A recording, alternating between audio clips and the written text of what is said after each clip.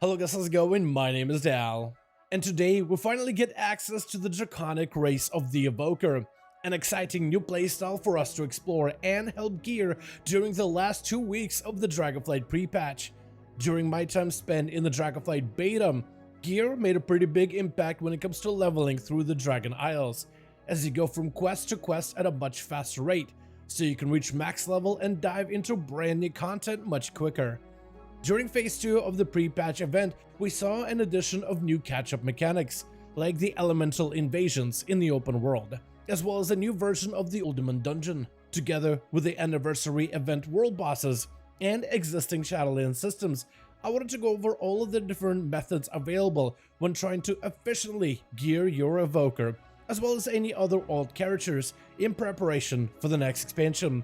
But right before we dive into these catch-up systems, most of you guys watching these videos are still not subscribed. However, the more of you remind, the more of you do. So let's keep it going. Subscribe to the channel as well as hit the bell if you're watching these videos anyway, especially if you're looking to get regular class and content updates for all the future and upcoming Dragonflight pre-patch and beta builds. First, let's go over how you can boost your overall item level through relatively easy and quick activities. The first thing I recommend is to do your rounds on world bosses. Shadowlands world bosses drop gear item level 285, which is a nice upgrade for a starter Evoker. There are 3 Shadowlands bosses available every week: Antros in Zereth Mortis, Morgath in the Maw, and a world boss in one of the original Shadowlands zones, which rotates every single week. After visiting the Shadowlands, head back to Azeroth for some anniversary world bosses. Currently, there are 4 of them: the Doomwalker outside of Caverns of Time, Kazak near the Dark Portal, Azuragos in the zone of Ajara, and the Dragons of Nightmare, which can spawn at either of the Emerald Dream Portals all over the world. All of these bosses drop item level 272 gear, which is an excellent upgrade for a fresh new character. All of these world bosses have loot tables that could also be rerolled as well. Just visit Borealis in Kotiris as Alliance, or the Harbor of Zoldazar as Horde, and speak to one of the ethereal vendors, who could trade reroll tokens for a little bit of gold, marks of honor, as well as Battle for Azeroth resources. These reroll tokens can be used to get a second chance at gear from many of the old world bosses. Next, delve into the new wing of the Ultimate Dungeon. There you can gain gear of item level 278 with relatively little effort. You can either queue up for random normal versions of Ultimate or join a pre-made group looking to speedrun the place and ransack it of all of its loot. Next up, join in the Primal Invasions. The elements are invading all corners of Azeroth. Travel to old world locations to help repel them and earn a modest item level worth of gear during this limited time pre-expansion event. Before you embark, visit your local capital city to start the main Dragonflight questline. After talking to a few of explorers ready to set off for the Dragon Isles, you'll be presented with dailies to help defend against the elemental aggressors. Fighting elementals rewards primeval essence, a currency which can be transferred across all your characters freely, and can be used to purchase item level 252 gear at the Storm Hunter vendors. But this gear can also drop when battling the elemental bosses, which gets summoned periodically when fighting against the primals.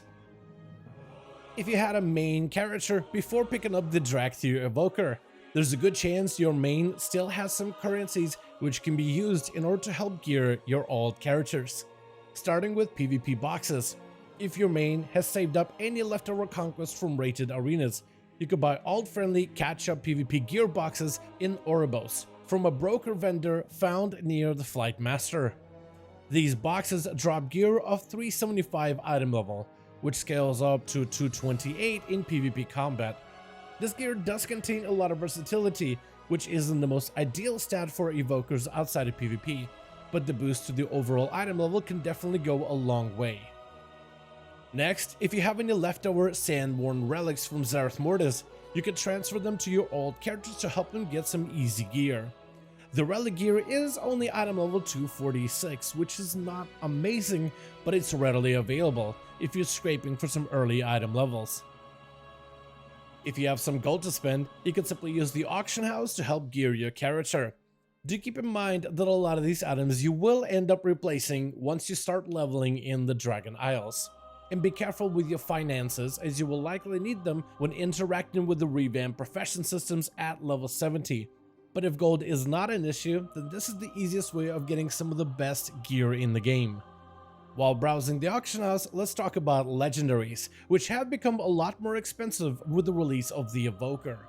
If you are planning on participating in Shadowlands endgame during pre-patch and aren't against spending a large sum of money to gain temporary power, then legendaries can definitely help upgrade your character, as the highest rank Legos are crafted at item level 291.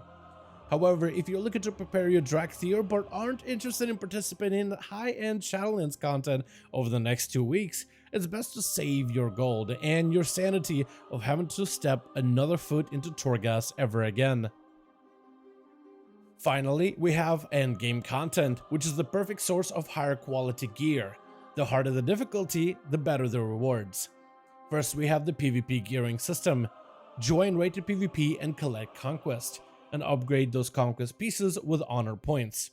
This does require you to attain a certain rating in PvP before you can upgrade your items, but it's a very straightforward system for those looking to PvP during the pre-expansion event. Then we have endgame raiding content. During Shadowlands pre-patch, you'll have access to all 3 fated raids of this expansion, which totals 31 bosses and 31 chances of gear drops. These raids start out in LFR difficulty, which is the easier version of raid content, and starts you off with item level 265. Normals and above require pre-made groups, and the harder the raid, the bigger the requirement is going to be to join most of these pre-mades. Normals drop item level of 278, Heroics drop 291, while Mythics award item level 304. Finally, we have Mythic Plus content, with scaling dungeon difficulty. The harder the dungeon, the better the rewards, with the highest end of run gear awarded from plus 14 difficulty and above. Like raids, these require pre-made groups to participate. But if you can successfully run dungeons of plus 10 difficulty or higher, then the gear rewards are more than worth it for the effort, as doing any difficulty below rewards gear equivalent to Oldham normal, and Oldham is much easier than most of the Mythic Plus dungeons. Having a pre-made guild or friends to help you gear can make the dungeon grind a lot quicker, though not everyone has access to such resources. And for now, that's going to be all of the gearing methods that we can take advantage of when preparing our Evoker and any other character for the expansion of Dragonflight. I want to thank you all so much for watching this video, and I hope you guys enjoyed. Let me know all your thoughts in the comments below. Which gearing method are you most likely going to utilize when gearing your Evoker? And are you planning on taking multiple characters into Dragonflight?